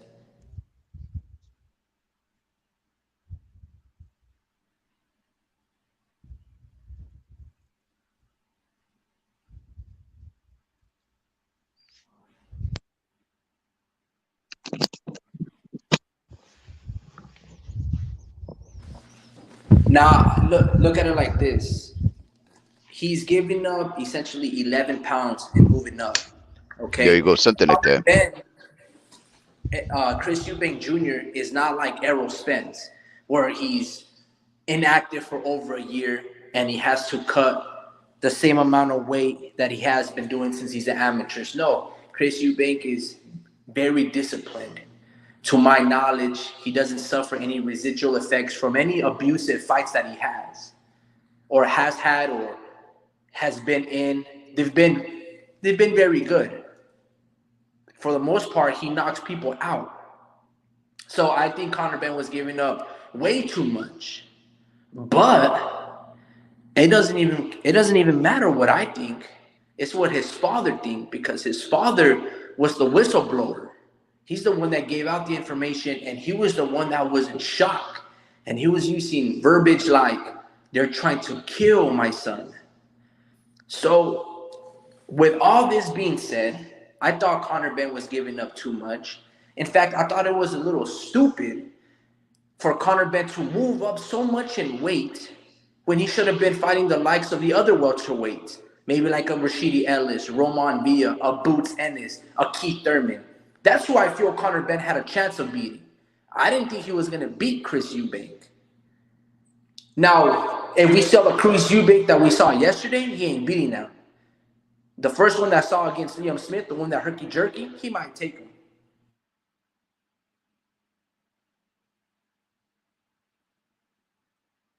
So you don't think highly of Conor Benn, I reckon. I mean, like you said, he's beating champions, but at 140, Chris Algieri and Adrian Granados. Yeah. So I think for the most part, um, it was an intriguing offering. Uh, One guy from higher division. Another guy from one guy was technically fighting at a two division sided, higher than the other guy, and they were gonna meet in division right up in the middle, just lesser by 2 pounds, right? One guy goes up, one guy goes down. Both of them are from the same part of the world. Both of them have some recognition and renown.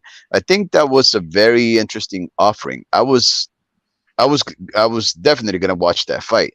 I don't know if it was pay per view for us. I don't remember anymore. Um, do I think that fight will happen? Well, it's like this. Conor Benn has been cleared to fight. I don't know if he's been absolved, uh, per se, of the allegations of him being a pet user, but I know that he's been cleared to fight.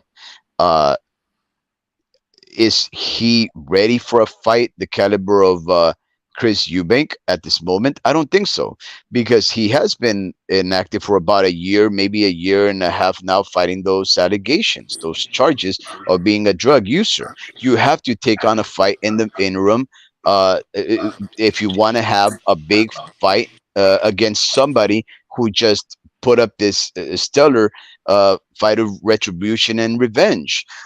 So I think, I don't think that fight's next. I really don't think that fight's next. And if it is next, then I agree with you. Conor Benn will not fare well to Conor Benn after that long absentia from the sport to fight a guy who just hooked up with the hottest trainer in the sport and knocked out the opponent that knocked him out in about 4 rounds. So yeah, I agree with you. He will lose to him, especially if he fights him next. But if he doesn't fight him next, guess what? It may not happen again because the because 147 has some dangerous men right now. Has some dangerous men right now, and I don't know if Conor Benn has the name recognition to come to the states to fight over here, because I think most 147 pounders that are getting any momentum over here, like Stanionis and Boots, and I don't think Virgil Ortiz is included in that, but like Crawley. I don't think they would go to the UK or across the pond into any country to fight the likes of Conor Benn, unless, of course, Eddie Hearn puts up that big money. And I don't think we know whether or not Conor Benn is a big money guy right now, because he hasn't fought for a while. And I think people are really upset that there's allegations of him being a pet user, you see. So I don't know if that fight's going to be next. And if it's not next, it probably won't sell well. But what do you think, Omi Ricky? Well, yeah, I feel like Conor Benn should go down to 147 because I feel that Bud Crawford's going to relinquish all those belts, and they're going to be up for grabs. Like you said, Stanionis is going to be a champion. I don't think Virgil, but you got Alexis Rocha. You also have Jerome Boots Ennis, and all these guys are going to have opportunities to fight an opponent, not one another for the belts. So Stanionis will probably be the full-fledged WBA champ once Bud Crawford relinquishes them. Jerome Boots Ennis will become the IBF champion.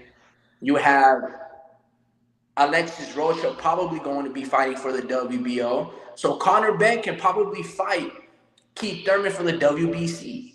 And that's another guy who's been very inactive. Now, is Conor Benn willing to give all that away just to fight Chris Eubank Jr.? Look, a lot of people are going to like Chris Eubank Jr. and favor him over Conor Benn. On top of that, they're going to want to see Conor Benn lose. Yeah. Right? Because he's signed with Eddie Hearn, so they want him to lose that. They don't want him to be a pay-per-view star. They've tarnished his whole reputation. So there's a lot of, the politics of boxing don't want Conor to succeed, especially if he's tied to the zone and Eddie Hearn. Now, to your point earlier, I don't think it was going to be pay-per-view for the American audience, but it was going to be a pay-per-view for the UK fans. And a lot of fans were disgruntled because of it. So, again, if I'm Conor Benn, I'm not moving up in weight.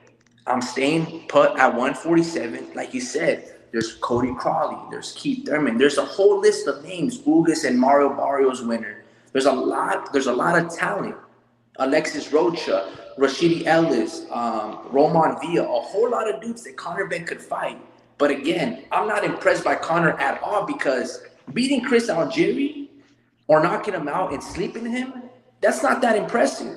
And neither is you going the distance with Adrian Granados. None of this is impressive to me. Or I'm not been impressed in Conor Benn's career. So yeah, man, I think he's just a very astute businessman, and I think that's just what he's all about.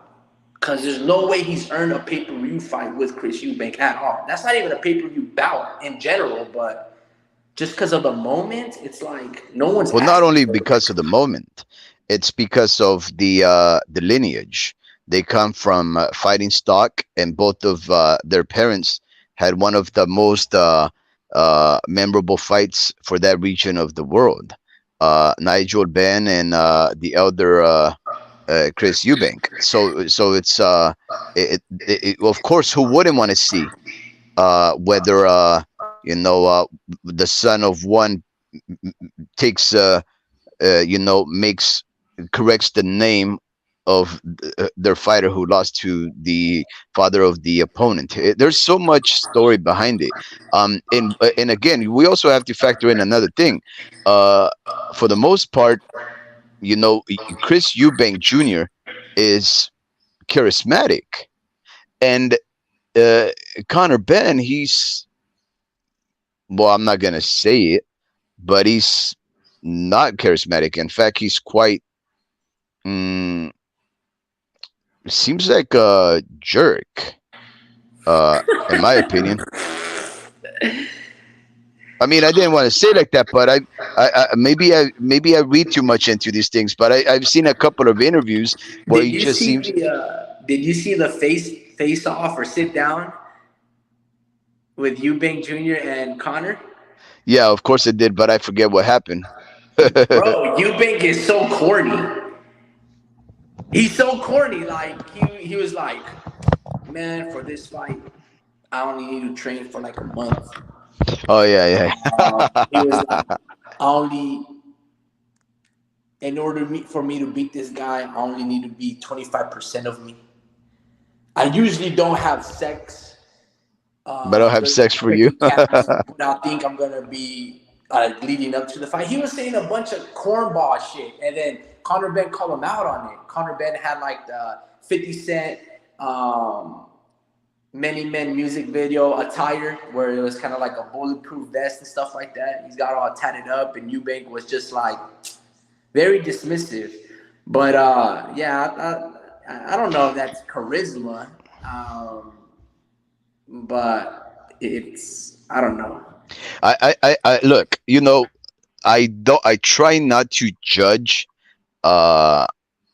I try not to follow the gossip behind the fighters too much, right? I really don't, because I don't want it to, taint the impression that I have of them as fighters, because they're people outside of the sport, right? Like, I only care about how a fighter is. Now, if I get to hear good stuff about a fighter outside of the sport, like Manny Pacquiao doing great stuff for his country, I don't know. I'm just gonna say this. I don't know if it's true or not, but Mayweather donating to like Hawaii, I think maybe that's a real thing.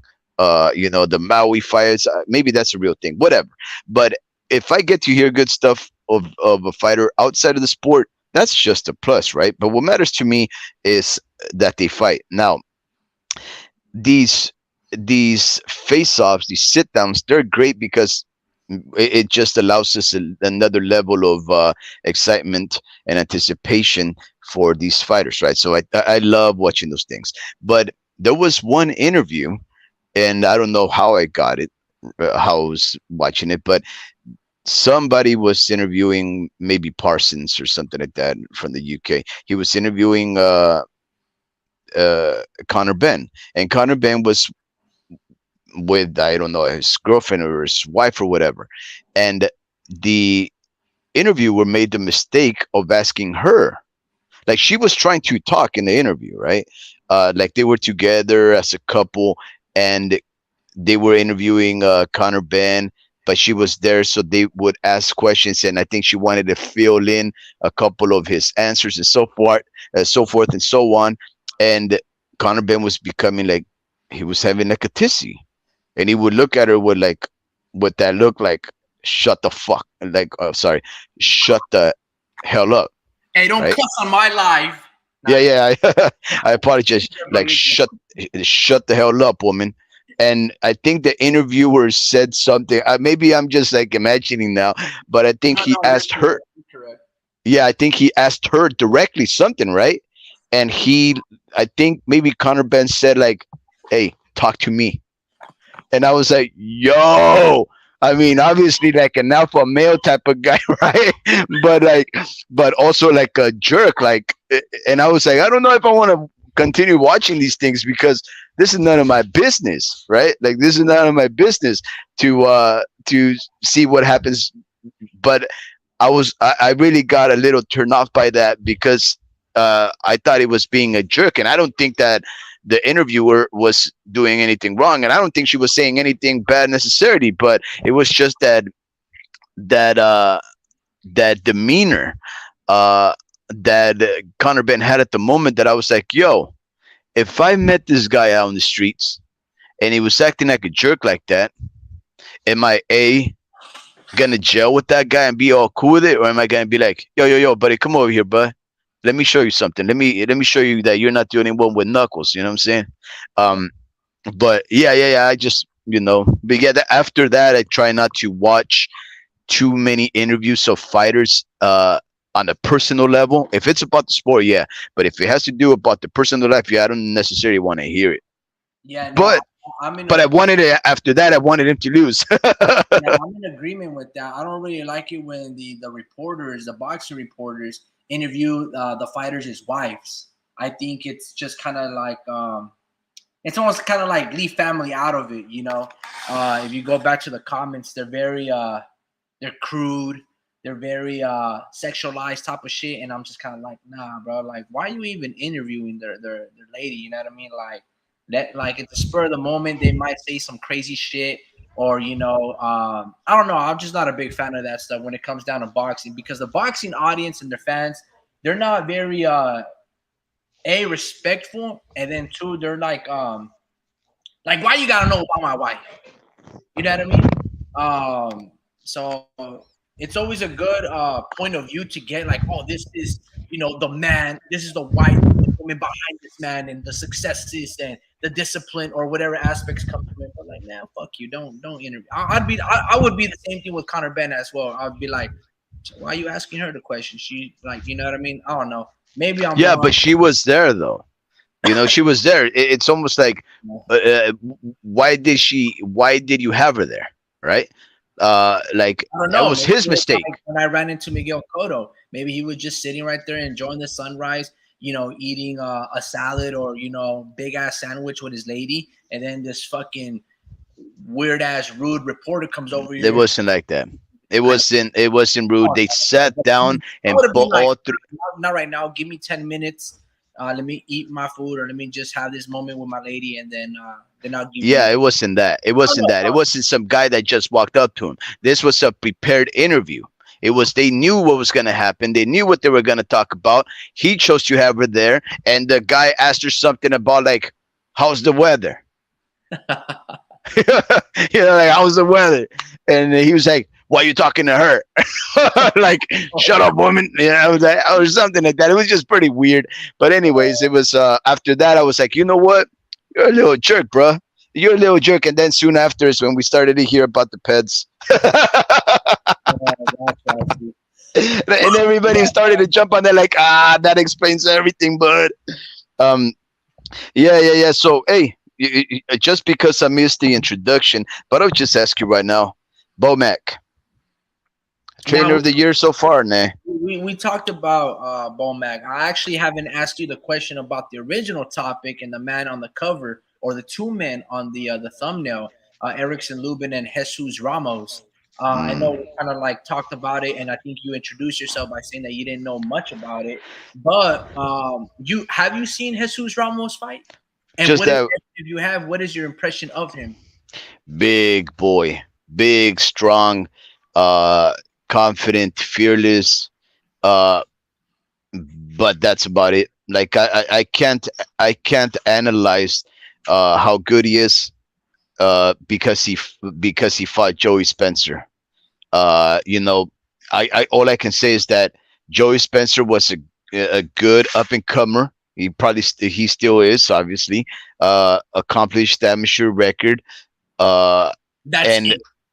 and What that's you're it. doing with Joey Spencer is just accomplished amateur record, like 215 fights to like 15 losses, something like that. Or maybe it's like 120 victories to like 15 losses. That's Yeah, about that's it. pretty good. Because Yes. when you talk about his pro resume, like pro career, it not to be like mean and be like, man, who are you? But it's not a pro career. It's like there's nobody that he's fought. Essentially, this was his test. Now, mind you, he turned pro, I believe, at the age of 17 or 18, and like in his third fight, it was already being televised either as a co-main event or a headliner on some of the PBC shows. I could be wrong, but I believe if memory serves me right, this is what was going on. And he was fighting absolutely nobodies and putting on stinkers, bro. Like, again, I don't want to be disrespectful because, like, I don't really like disrespecting fighters and their choice of careers, but I felt like they were giving him so much publicity and exposure when I'm like, bro, not to be, but like, you haven't really earned that spotlight. And then, so this was his moment. And he called out Jesus Ramos. Like, he petitioned the PBC. Is like, I want to fight him. I want to fight him next. Jesus Ramos was like, damn, like, I'm not gonna say no. But I was like, yeah, he bit off more than he could chew. And then that's exactly what it was. Like you said, it's a big ass dude, and he was fighting like a little kid. That's what it Yeah. looked like, because anything that Jesus Ramos was throwing, it was landing. It would penetrate his guard, and all Joey Spencer can do is survive, not even exchange. His face was getting battered and bruised. It was stopped, Yeah. and it was just an ass beating. And it was just like, damn, bro, like, It was an ass beating, sort of like how Gabriel uh, Gabriel Flores Jr. Took when he fought who was it? Um, Gabriel Flores. He fought in Stockton, and he was dedicating the fight to his deceased mother. And he fought, I can't remember, but some Mexican with like colored hair, like, and the boy just put hands on him, right? This is the same way that Joey Spencer looked. Joey Spencer against Ramos looked like the fighter that was getting good hype behind him, and all of a sudden they just put him against this guy that came out of really nowhere, uh, and just showed him, look, you're underestimating who I am. You don't know anything about me. In fact, a lot of fans don't know much about me. But when you look at the record that Jesus A. Ramos has, he has some good names there. Like Luke Santa Maria, I've seen him fight. Obviously, Joey Spencer now. Brian Mendoza, he had Brian Mendoza. He beat him. So he's got a couple of names there that once you reflect on it, well, yeah, I mean, and what is he? He's being trained by his uncle. So it's who's who's another great fighter himself. I think he's the guy who just defeated Fandora. So it's even the guy you skipped over, Vladimir Hernandez, is a very good fighter. Mind you, Vladimir Hernandez just beat this guy named Lorenzo Truck Simpson and pulled the upset. He was like plus 1,400. yeah, I didn't So, include him there because I didn't watch that fight. oh, okay. Well, it was like one of those fights where this guy named Kurt Scobie or something like that. They fight on these kind of like these independent platforms. It's pretty cool little content too. It's kind of like Pro Box. Anyway, he just pulled and he beat Truck. Truck Simpson. Truck kind of like gets that name from like Tank. I guess they're very. I haven't seen much. Yeah. People. Now I know. Yeah, I did see that fight. Yeah. He's an up and comer and amazing. But again, there's a lot of obscure fighters that people look over and you're like, but yeah, man, like I said, Javier Molina, Brian Mendoza, Vladimir Hernandez, Luke Santa Maria. That's like fighting a blue nose. Yeah. Joseph Spencer. But yeah, man, he's got a good little bit of names. But I'll say this: even though this guy barely has 20 fights, Jesus Ramos, again, this is his test. Even though Lubin's lost 3 times or twice, whatever the case may be, this is Jesus Ramos's test, right? Brian Mendoza is a very good test, very formidable opponent, right? But he pulled the upset against Fundora. He wasn't supposed to do that, let alone knock him out. But I believe Brian Mendoza trains with Ismael Salas, so he's rejuvenate his career, and Salas always draws up really good game plans with pretty much any fighter that he has. But this is Jesus Ramos' test. He's also 5-6 years younger than Erickson Lubin. And Erickson Lubin, I wouldn't say he's an old 27, but he's been around the block. Yeah. And he's fought in a lot of great fighters. Yeah. And I don't know what the odds are, man. I don't know what the odds are. I'm very, I like to bet, bro. And just a little side note, at work, I'm actually not gonna say that, man. But long story short, yeah, man, Erickson Lubin he could win this shit.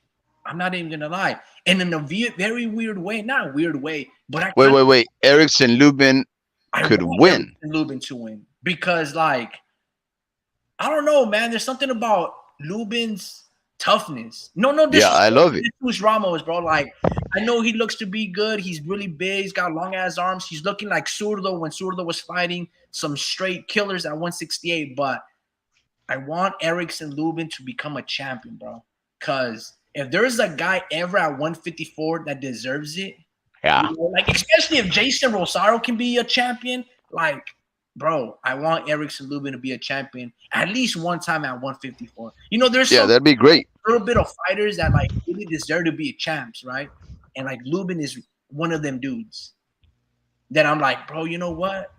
Like, you're fighting some killers, a lot of undefeated fighters, some tough dudes that people overlook. And even though you've came up short, like, bro, like, you know what I mean? There's just a select few of them. And I think Lubin is in that mold for me. Even like at 168, there's other fighters not like David Moreau and David Benavidez and things of that nature, but there's a lot of selective fighters that you're like, bro, they deserve it. And Lubin is one of them that's like very deserving. It's just in a world where like Canelo exists or Jermell Charlo exists, people just kind of overlook you. I think Lubin is in those shoes, you know what I mean? Yeah, Lubin is a fan-friendly fighter. And I'm a big fan of fan-friendly fighters. Those are the guys that'll take on any fight, whether the odds favor them or this favored them. And Lubin has endured a lot of punishments, and he's never quit, right? And even in fact, when he lost to Jermell, I mean, both of them, that fight had the allure of being fight of the year contender, right? Because both of them were good names coming up. Both of them were skillful fighters.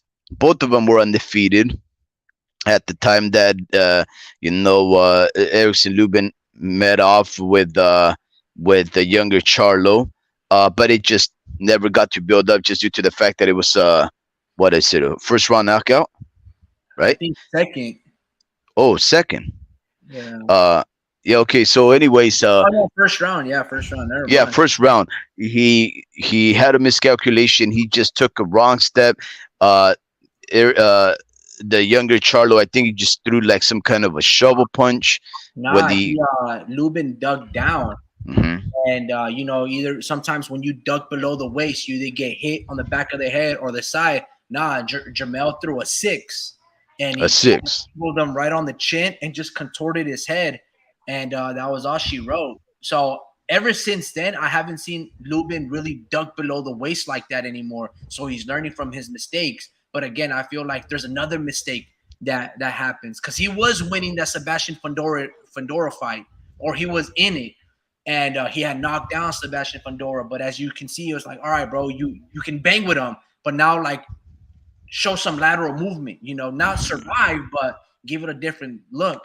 and he kept banging there, and his face started getting like really beat up and kind of Yeah. disappeared. But yeah, man. On that note, I'm gonna end the live, brother. I gotta start wrapping it up here at work. But I was going to say just one last question. In 2023, what has been the best fight that you've seen this year? And that's the thing. We don't even know what other fights they're gonna be having for the remainder of the year, right? The remaining 5 years, 5 months or so. But wow. I mean, there's been just so much. I think. I think my personal favorite, may have been Haney versus Lomachenko. Uh, just because both of them did excellent work. Both of them threw everything in the kitchen sink. The controversy surrounding one guy being what they call the paper champion, trying to redeem himself and be recognized against he who ducked them, apparently to some. The guy who apparently ducked a younger fighter who never had accomplished anything in his short career, Devin Haney. Lomachenko needed to fight him to prove that he never ducked him. It's just that he was shooting for bigger and better things, fighting Teofimo Lopez and them kind of cats. That was my most. That was the biggest fight for me personally because I have been a Lomachenko fan for the longest, and I started to become a Devin Haney fan after I realized what was going on. I realized he was taking on the toughest fights. I realized how he was moving, and they met both at the same time. Where I was just divided as a fan, not knowing who I wanted to win. Right, so I just let it say, okay, I don't care, huh? You wanted Lomachenko to win. Well, I wanted him to become undisputed, right? Because that's all he's ever dreamed of. And then after that, of course, he could have retired, and then I would have wanted Devin Haney to be replacing Lomachenko and become undisputed himself. Well, it turned out that Devin Haney became undisputed, and Lomachenko didn't get the opportunity, even though he had a one and done shot with them after Devin Haney got all 4 belts fighting Kambosos. But hey, that's life. That was my favorite fight, and that's just because of the names and because of the styles. But it's not the most exciting fight, even though it was one of them. I mean, we know about Neri and that what was it, the Ukrainian or the German, and then Munguia versus Deremchenko. That was amazing. That was wow. I don't know. I mean, Ricky, I don't know what my favorite. Which one's yours? Man, I'm still out of all the fights that I've seen a lot of was Stephen Fulton and Oya Inoue. I've seen that fight at least 4 times. Now, my favorite fight would probably be Bud Crawford versus Errol Spence. Mm-hmm.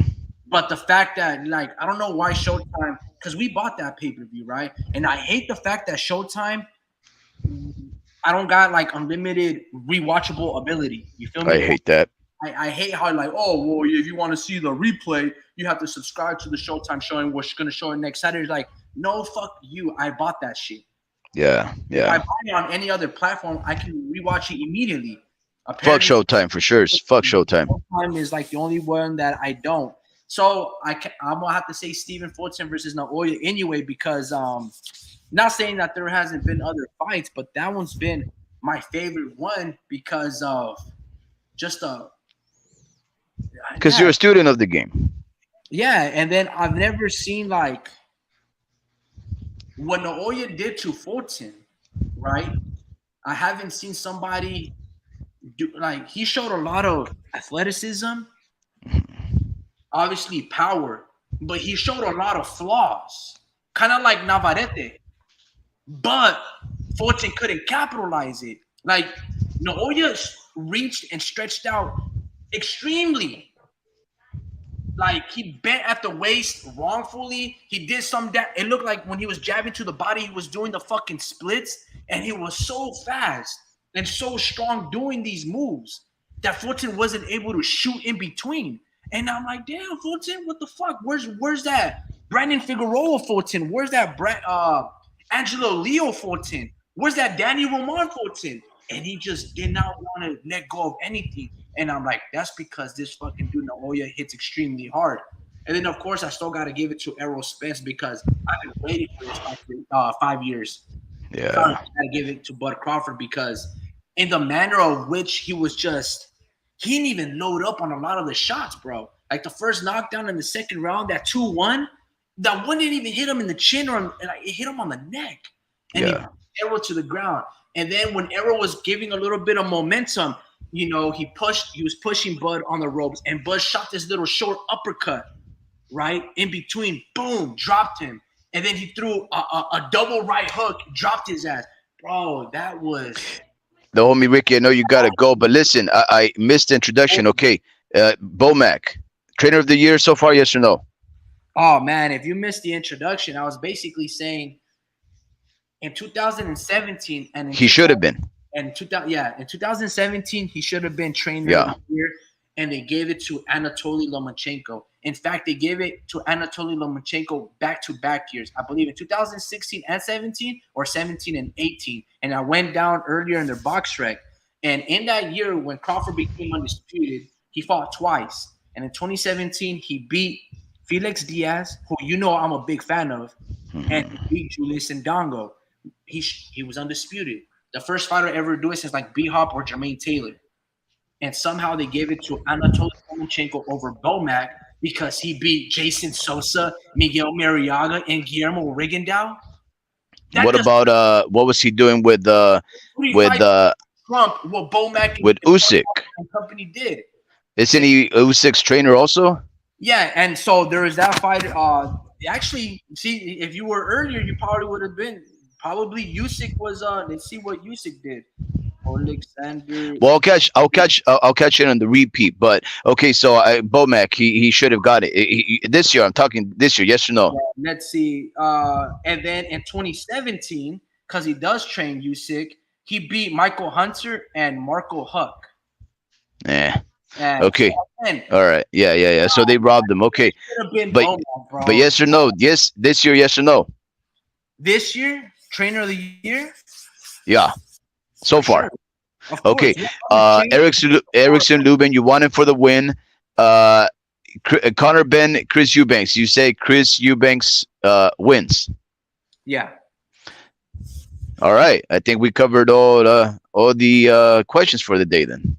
Yeah, just to end it up, Champy says Arizona equals future of boxing. Equipo de David Benavides. Equipo Mono Ramos. Equipo Elijah Garcia. Yeah, man.